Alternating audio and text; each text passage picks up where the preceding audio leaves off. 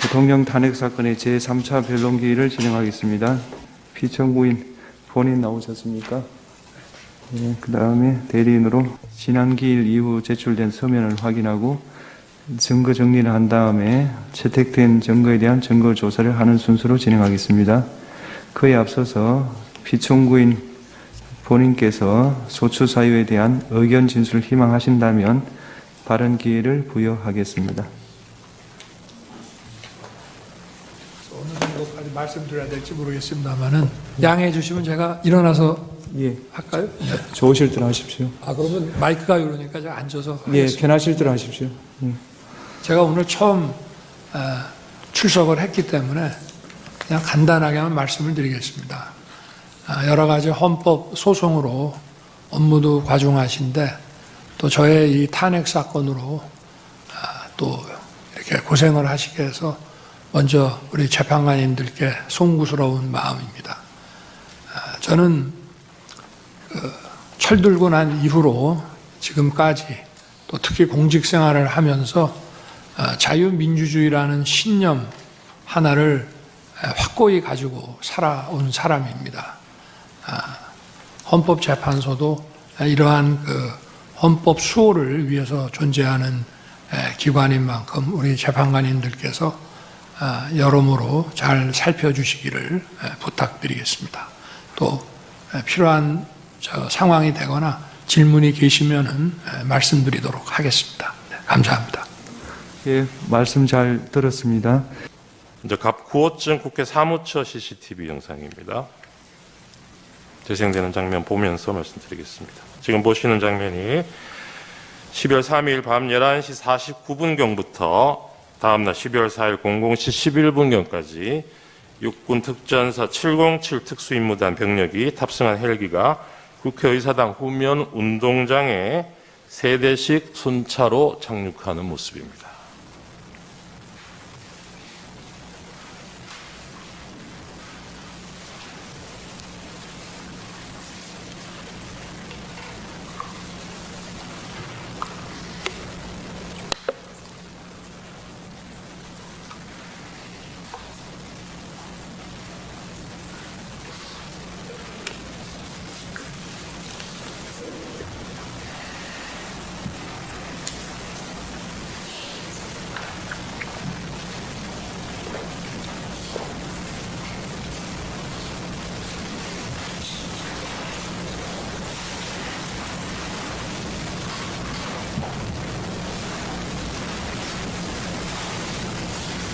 네, 다음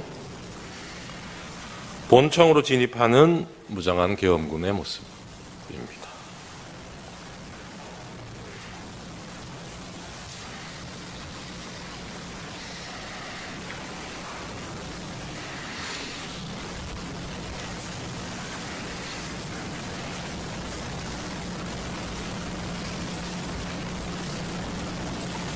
다음 12월 4일 00시 34분경에 707 특수임무단장 김현태를 포함해서 약 15명의 병력이 국회의사당 우측면으로 이동해서 미리 준비한 망치로 유리창 2개를 깨뜨리고 국회의사당 내부로 침투하는 모습입니다.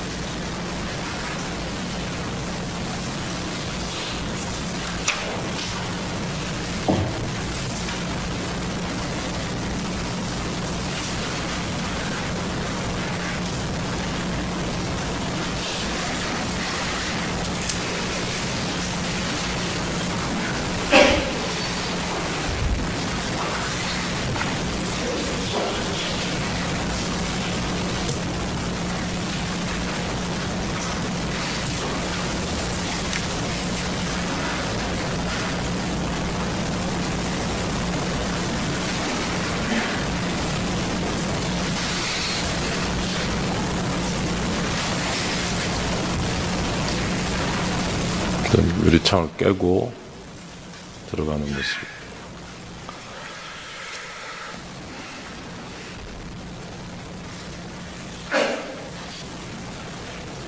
네. 네 번째 영상은 본회의장 방향으로 뛰어들어가는 계엄군 모습입니다.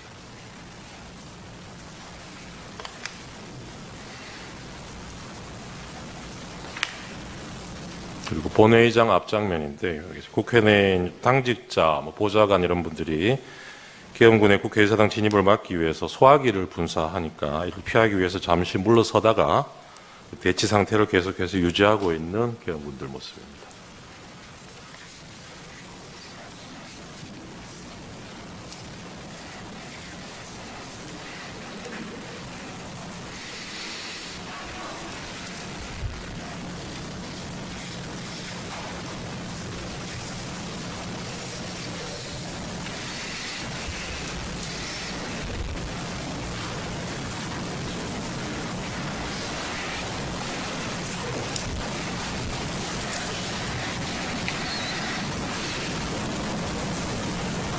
네, 다음 16호증의 1입니다.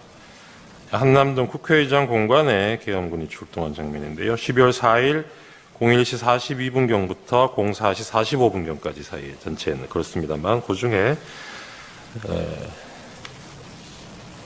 요구 의결안이 통과된 이후인 12월 4일 01시 42분경에 한남동에 있는 국회의장 공간에 계엄군이 출동한 모습입니다. 이 부분 입정 취지는 해제 요구가 의결된 이후에도 이 군병력이 국회의장 공간에 배치됐다는 점에서 추가적인 계엄을 시도하거나 이에 대해서 국회 비상계엄 해제 의결을 막으려 한 것이 아닌지 의심되는 그런 영상입니다. 다음 갑 22호증의 1 중앙선관위 과천청사 내부 1층 로비 CCTV 영상입니다. 지금 보시는 거는 12월 4일 01시 17분 10초부터 18분 20초 사이까지 영상입니다. 중앙선관위 과천청사 내부 1층 로비에 계엄군이 수십 명 모여드는 모습입니다.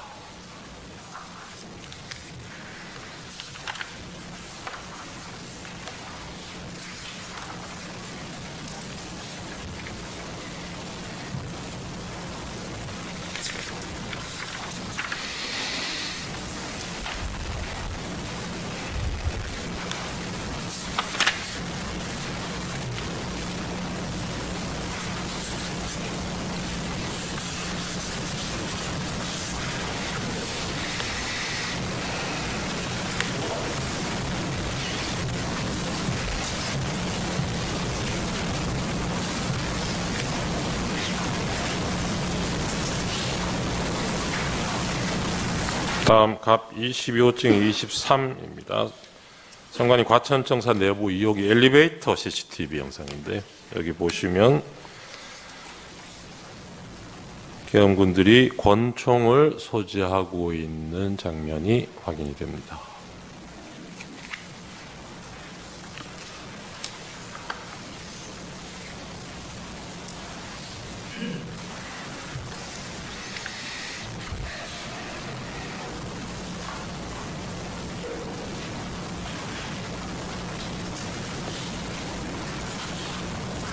다음 갑 22호증이 24입니다. 중앙선관위 과천청사 내부 신관 2층 승강기 CCTV 영상인데 저 선관위에서 사무실에서 선관위 조직도를 확보해서 전달해주고 있는 장면으로 보입니다. 다음 23호증의 2입니다. 선관위 과천청사 정문 외곽 CCTV 영상입니다. 지금 보시는 거는 계엄 선포 직후인 그날 밤 10시 32분 58초부터 33분 44초 사이의 영상입니다. 계엄군 10명이 피청구인 선포 직후인 이 시간대에 선관위 과천청사 정문으로 들어오는 모습입니다.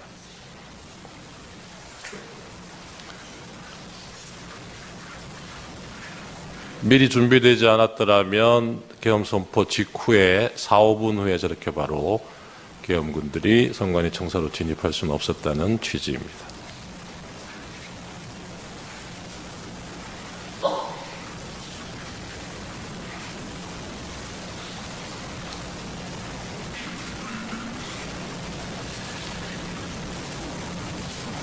다음인가요? 과천청사 건물로 들어가기 위해서 이동하는 계엄군 모습입니다.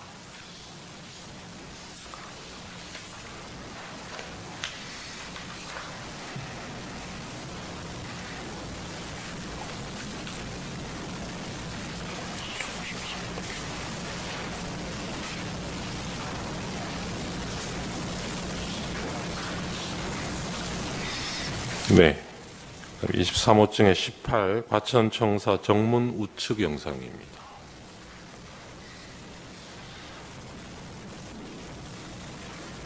역시 같은 시간대에 계엄 선포 직후인 10시 34분 사이에 선관위 과천청사 정문으로 들어오는 계엄군인들 모습이 확인이 됩니다.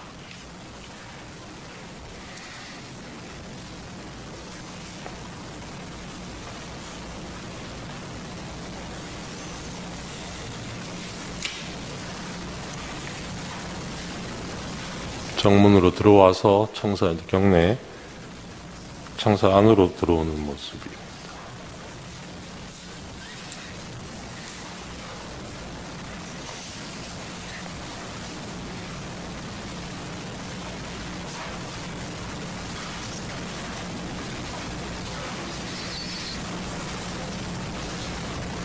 계엄 군인들이 개인 화기들로 무장하고 있는 점도 영상으로 확인이 되고 있습니다.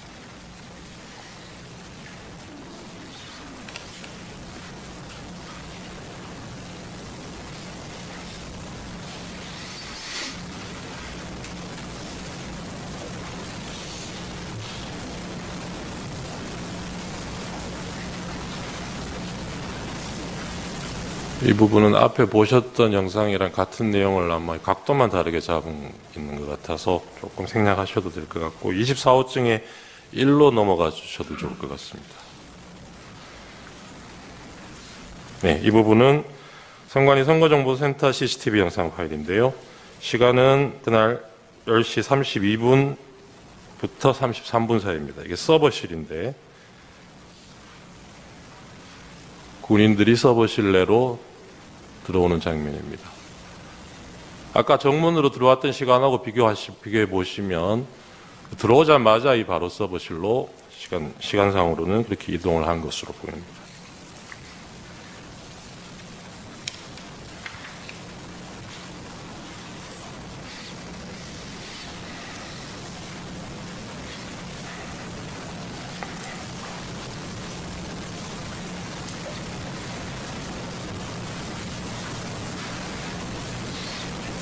핸드폰을 가져가는 장면이 보입니다.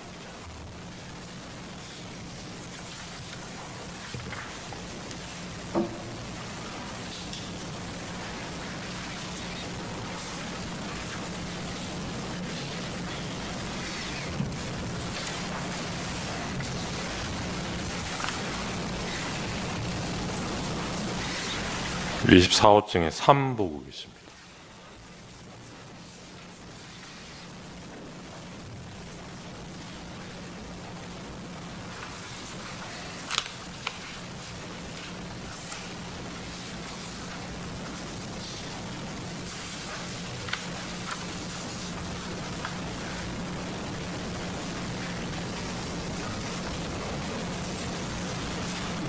직원 핸드폰을 넘겨받는 장면.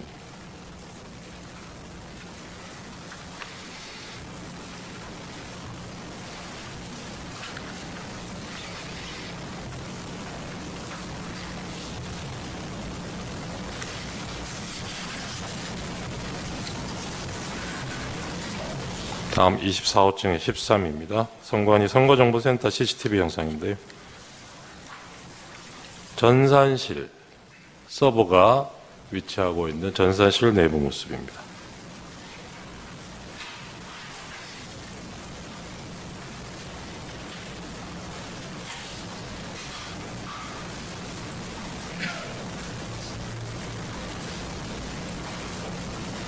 방첩사 군인들로 보이는데요. 서버 사진을 찍고 있는 장면입니다.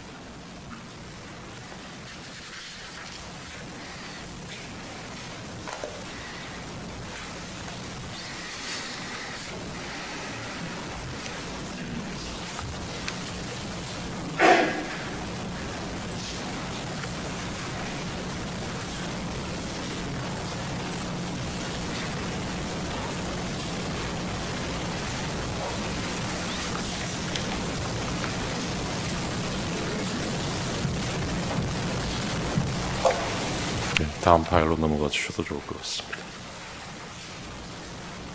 갑 25호층에 사는 성관이 관악청사입니다. 여기 12월 4일 00시 29분부터 30분 사이의 영상인데요. 여기에서도 무장한 계엄군 수십 명이 관악청사로 진입하는 모습을 확인하실 수 있습니다.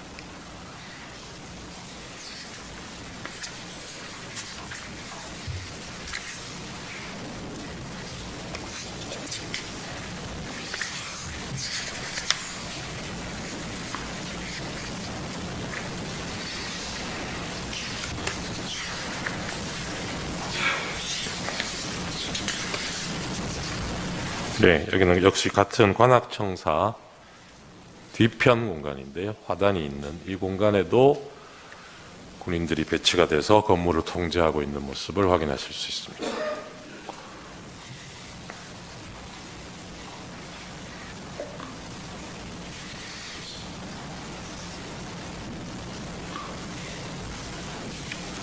네, 다음 갑 26호증의 2입니다. 여기는 성관이 수원에 있는 선거연수원 건물입니다. 봉관동 1층 현관 앞에 설치된 CCTV 영상인데요. 12월 3일 밤 11시 31분부터 32분 사이 영상입니다. 선거연수원에 경찰들이 집결해서 지휘관 지시를 받아서 이동하는 모습입니다.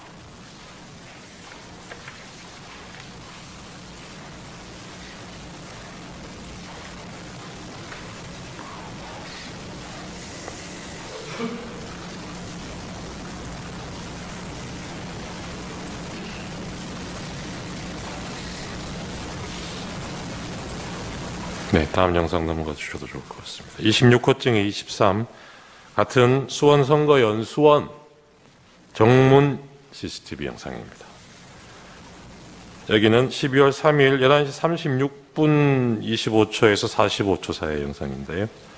이 주차장 입구에 경찰차와 경찰이 집결해서 다른 차량이 진입할 수 없도록 바리케이드를 설치하고 입구를 통제하는 모습을 확인하실 수 있습니다.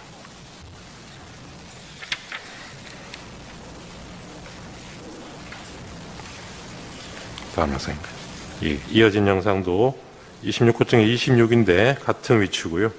시간이 이때는 날이 바뀌고 새벽 1시 42분부터 43분 사이의 영상입니다. 경찰버스 2대가 진입하고 해당 버스에서 내린 경찰들이 연수원 내부로 집결하는 모습을 보고 계십니다.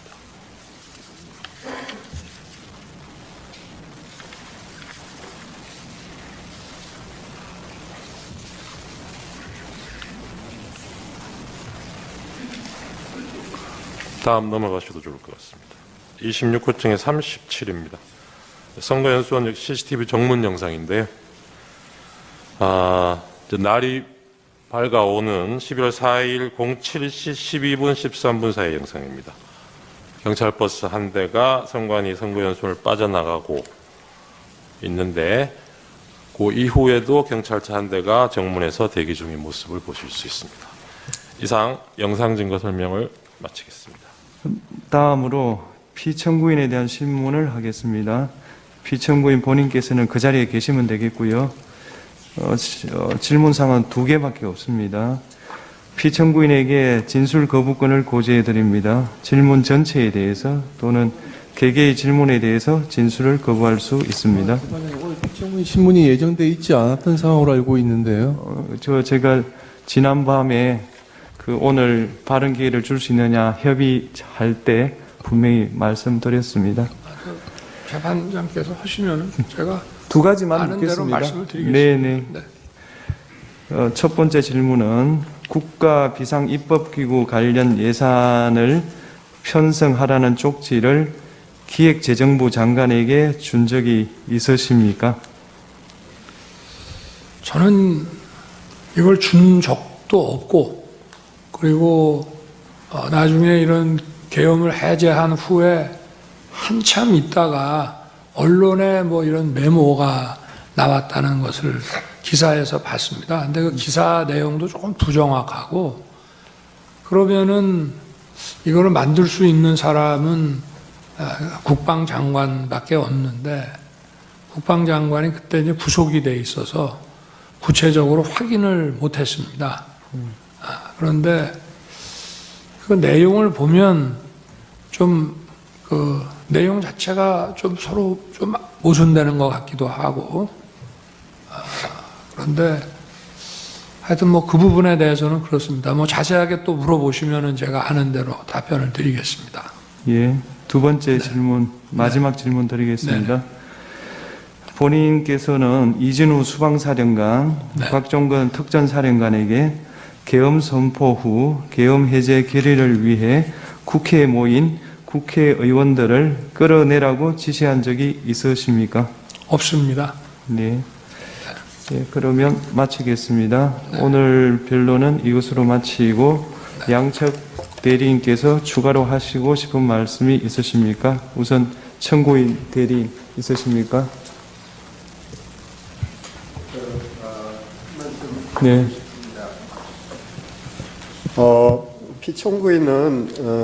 피청구인 측은 지난 2차 변론에서부터 다양한 부정선거 의혹에 대해서 제기하고 있습니다. 그리고 어제 오늘 선거 부정 논리를 뒷받침하는 다수의 증거와 증인도 신청했습니다. 하지만 대법원 및 사법기관 판단을 통해서 모두 근거 없는 주장으로 판단된 사안들에 대한 것입니다. 저희 청구인 측 대리인단은 피청구인 측의 선거 부정에 관한 주장은 아무런 근거가 없을 뿐만 아니라 이 사건 탄핵 심판의 쟁점이 아니라고 생각합니다. 가사 선거 부정이 있다고 해도 피청구인이 비상계엄을 선포한 것, 병력을 동원해서 국회에 침입한 것 등 이 사건 소추 사유를 전혀 정당화시킬 수 없습니다. 선거 부정의 사유는 피청구인 스스로 발표한 계엄 선포 사유에도 등장하지 않았습니다. 계엄 선포 도발에 실패한 이후에 비로소 자신의 행위를 정당화하기 위해서 그런 사유로 등장한 것입니다. 사실 선거 부정을 저지를 수 있는 가장 큰 위험을 가지고 있는 존재는 선거관리위원회가 아닙니다. 그보다 더욱 큰 힘을 가지고 있는 기관, 행정부이며 국가정보기관이며 이들을 지휘하는 대통령입니다. 중앙선거관리위원회를 독립된 헌법기관으로 만든 것은 대통령과 행정부 그리고 정보기관으로부터 선거관리의 독립성을 보장하기 위한 취지였습니다.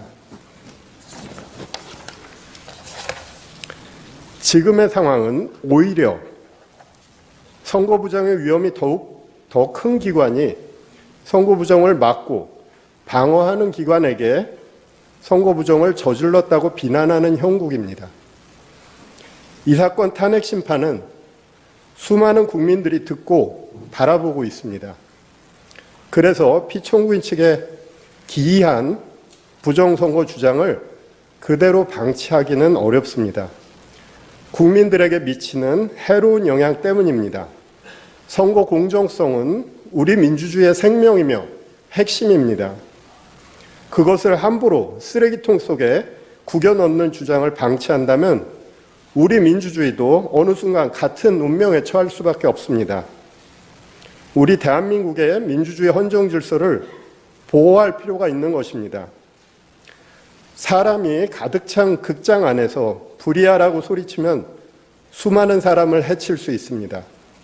현재 대한민국의 국가적 혼란 속에서 선거 부정의 음모론은 우리 공동체 자체를 파괴할 수 있습니다. 최근 서울 서부지방법원에서 발생한 폭도들의 만행은 이와 유사한 무책임한 주장들이 초래한 결과라고 할 것입니다.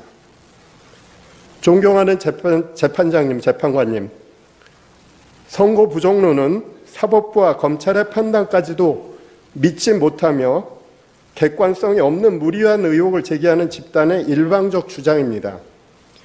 이 사건 탄핵 심판의 쟁점이 아닐 뿐만 아니라 탄핵 심판 이후 오랫동안 대한민국 민주주의를 해칠 수 있는 무책임한 주장입니다.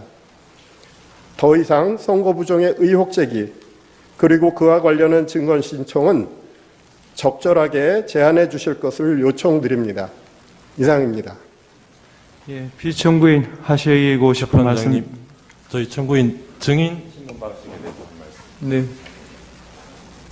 다음 기일부터 이제 관련자들 증인 신문이 이루어질 텐데, 김영현 증인은 뭐 변론으로 하더라도 나머지 증인들의 경우에는 피청구인이 군통수권자 지위에 있으면서 선언했던 이 계엄 선포 당시에 피청구인으로부터 여러 국회, 특히 국회 계엄 해제 요구 의결을 방해하기 위해서, 저지하기 위해서 구체적인 지시를 받았던 사람들이 여러 사람 있습니다. 이런 사람들이 증인을 하게 될 텐데, 피청구인이 앞으로도 이제 심판장에 출석을 하게 되면 그 면전 상태에서는 사실대로 진술하기가 좀 어렵지 않을까 걱정이 됩니다. 그런 점을 고려하셔서 피청구인을 퇴정한 상태에서 신문이 이루어지게 해주시거나, 그것이 어렵다면 적어도 피청구인과 증인이 직접 눈을 마주치지 않을 수 있도록 가림막 같은 걸 설치한 상태에서 증인 신문이 이루어질 수 있도록 해주시기 바랍니다. 예, 재판부 평의를 거치겠습니다. 피청구인 측 하시고 싶은 말씀 있으십니까? 예. 탄핵 재판이라는 게 형사 소송 절차 준해서 하는 것이고, 또 제가 지금 직무 정지된 상태이기 때문에 어떤 영향력도 행사할 수 없습니다. 그리고 이 사건 내용을 제일 잘 아는 사람은 바로 피청구인인 대통령 저 자신입니다. 그래서 그런 주장은 좀 이해가 좀 안 되고요. 아까도 이런 부정선거 의혹이 음모론이라고 하시고 계엄을 정당화하기 위한 거라고 사후에 만든 논리라고 하셨는데, 이미 계엄을 선포하기 전에 이런 여러 가지 어떤 선거의 공정성에 대한 신뢰에 좀 의문이 드는 것들이 많이 있었고, 또 2023년 10월 국정원의 선관위 전산 장비의 아주 극히 일부를 점검한 결과 문제가 많이 있었기 때문에 부정선거 자체를 색출하라는 것이 아니라 선관위의 전산 시스템을 전반적으로 스크린할 수 있으면은 해봐라. 어떤 장비들이 있고 어떤 시스템에 의해서 가동이 되는지 그런 것이기 때문에 저희가 무슨 선거가 전부 부정이어서 믿을 수 없다 하는 그런 음모론을 제기하는 것이 아니라 팩트를 확인하자는 그런 차원이었다는 점을 이해해 주시기 바랍니다. 네. 네, 말씀 잘 들었습니다. 더 하시고 싶은 이야기는 없으시죠? 이상으로 예. 청구인 측에서 보여준 영상에 대해서 제가 그냥 짧게 한 말씀만 이해를 돕는 차원에서 잘 봤습니다. 그런데 아까 군인들이 본청사에 진입을 했는데 직원들이 좀 저항을 하니까 스스로 이렇게 나오지 않습니까? 얼마든지 더 들어갈 수 있는데도 저게 이 점을 좀 국회 의결을 방해했다는 얘기를 자꾸 소추인 측에서 또 지금 민주당에서 하고 있는데, 저는 그런 말씀을 하나 드리고 싶습니다.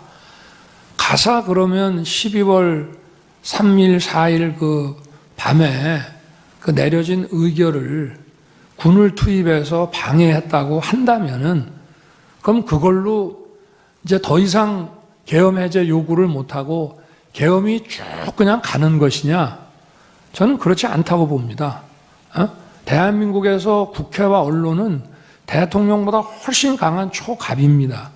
만약에 제가 무리를 해서 계엄 해제 요구 의결을 못하게 한다 해서 국회가 아니라 다른 장소에서도 할 수 있고 그 이후에 얼마든지 계엄 해제 요구를 할 수가 있습니다. 그러고 그거를 만약에 막았다고 한다면 그거는 정말 뒷감당을 할 수 없는 일이라고 저는 생각합니다. 그래서 뭐 계엄 해제 요구를 막았다, 뭐 여러 가지 이런 증언들을 막 이렇게 모아가지고 그렇게 얘기를 하시는데 계엄 해제 요구 결의가 사실은 저도 그 방송을 보고 있었습니다만은 의원들 사이에서도 국회의장과의 관계에서 아니 빨리 합시다. 그리고 또 우원식 의장은 아니 그래도 절차는 밟아야 되는 거 아닙니까?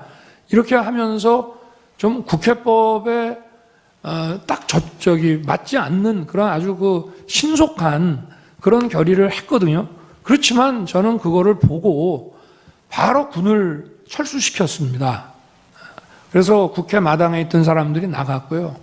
그리고 아까 국회의장 공관 옆에 군인들이 지나가면서 마치 국회의장을 새벽 2시에 체포할 것처럼 그게 아마 제가 볼 때는 퇴각하는 과정에서 일어난 일이 아닌가 싶고요. 제가 드리고 싶은 말씀은 그거를 그 당시에 막거나 연기한다고 해서 그게 막아지는 일이 아니라는 점을 말씀을 드리고 싶습니다. 네, 말씀 잘 들었습니다. 이상으로 제3차 변론기일을 마치겠습니다. 다음 기일은 1월 23일 목요일 오후 2시고 그날은 2시 반에 정인 김용현에 대한 정인신문을 하도록 하겠습니다. 이상입니다.